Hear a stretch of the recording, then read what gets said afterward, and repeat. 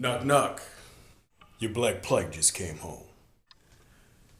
A'udhu billah, BISMILLAH. On YouTube, left and right you see Jihad. Jihad. Jihad.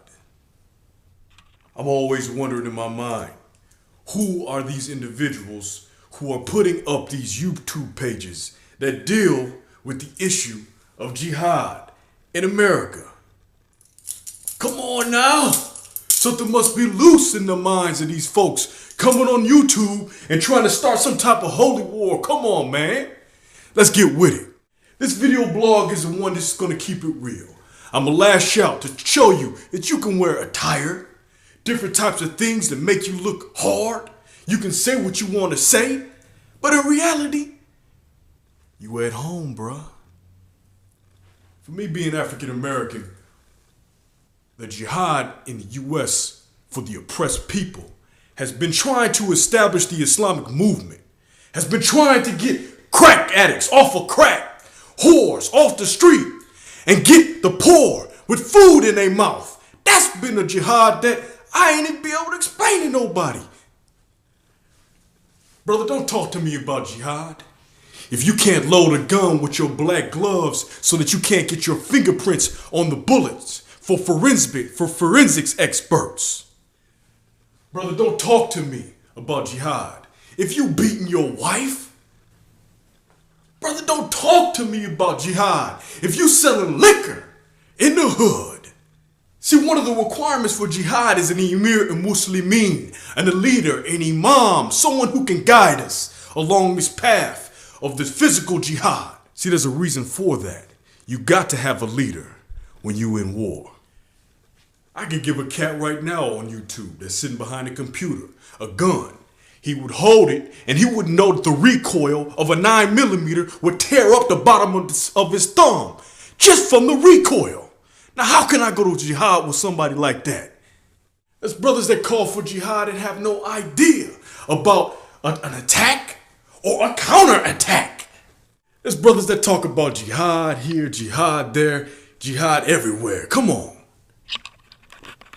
How you gonna talk about jihad, especially jihad in America, when you don't know about counterintelligence programs, COINTELPRO? How you gonna talk about jihad when you haven't talked to those members amongst the African Americans who had jihad and may have not have had La ilaha illallah, but they fought the police, the army. The Black Liberation Army is what I'm referring to, and members of the Black Panther Party who later converted to Islam. Talk to me about jihad, brother. Please do me a favor. The story of jihad that I got for you, and if you want to read a story for jihad, read the autobiography of Malcolm X, better known as Al-Hajj Malik Shabazz. But in the meantime, if you ain't felt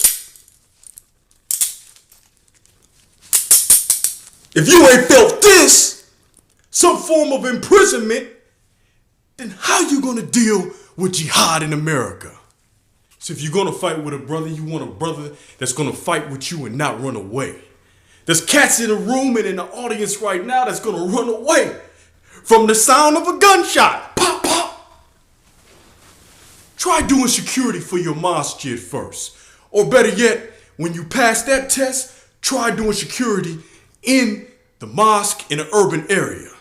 Recruit you some God-fearing brothers from prison who already know how to handle the police and the FBI. And then read a lot of Quran, because guess what? If you ain't reciting Quran and making your salats in the morning and fasting, brother, it ain't going down. So let's let the accessories go. Take everything off. Because the best jihad that you can do in this country is the Islamic movement. Being that I'm African American and my father was murdered in South Central, he died for the Islamic movement, establishing things that have been enacted today in many Muslim communities. To strive, fi sabilillah, to take care of your family, to do security, and to die on the post protecting Allah's masjid is probably the best thing that you could die for in this country. So to my young brothers that I got all that energy, in the words of Public Enemy, don't believe the hype. Wake up for Fajr and get some discipline. Make your salats on time and do what you're supposed to do. If you want your jihad, I assure you, that time when you will be challenged in this country will come soon. And the point that I'm trying to make is you better be ready. It's not about dodging bullets, because I've done that. It's not about fighting in the street, because I've done that too. All of that is overrated. If you want to get physically active and fight, move to an urban environment, and like I said, be sure to stop at your mosque and do your patrol. I was doing security at a mosque in Detroit, and I witnessed a brother walk outside the door with 2 speakers, the actual speaker systems that we use for Juma. He was a bigger brother than me, and I had to stop him. The only thing I had was fear of Allah and taqwa in my heart. It was my post. It was my duty to stop him. When I brought the speakers back, the brothers praised me. And I told them, if it wasn't for my fear of Allah, I would have probably fell on the ground and cried. Until we're faced with situations that challenge us in our imam on a physical level, then you can't really talk about something like jihad. What's going on overseas is something that's way out of your comprehension. And you think you want to get involved in that. Well, why don't you get on the plane and go handle your business? Because if you ain't going to do it, it's all talk. But I wouldn't suggest you doing it, because you should wait for the emir and proper planning for any action.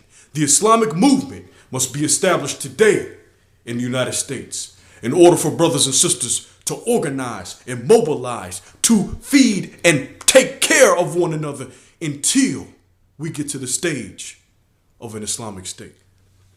Let the truth come out in Ramadan. This is all I got to say. Assalamu alaikum wa rahmatullahi wa barakatuh.